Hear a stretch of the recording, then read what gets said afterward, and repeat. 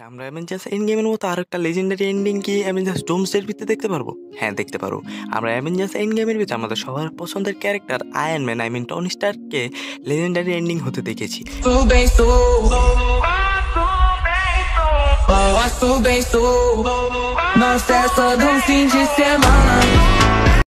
তেমনি অ্যাভেঞ্জার্স ডোমসের ভিতরে আমরা একটা লেজেন্ডারি এন্ডিং দেখবো। তার আগে বলে নিই, বিষয়টা হচ্ছে যে থিওরি মোতাবেক দেখতে গেলে আমাদের অ্যাভেঞ্জার্স ডোমসের ভিতরে আমরা ডক্টর ডোমকে বিভিন্ন ইউনিভার্স মাল্টিভার্সে ঘুরতে দেখবো। তার জন্য তাকে টাইম লাইনের প্রয়োজন হবে, আর যদি টাইম লাইনের প্রয়োজন হয় তাহলে টাইম লাইনের গড হচ্ছে আমাদের লোকি, যা কিনা আমরা লোকি সিরিজের ভিতরে দেখতে পেরেছি। এখন যদি সেই হিসাব করতে যাই, ডক্টর ডোম সর্বপ্রথম কারোর সাথে দেখা করুক বা না করুক, তাকে লোকির সাথে দেখা করবে টাইম লাইন নিয়ে ডিসকাস করার জন্য।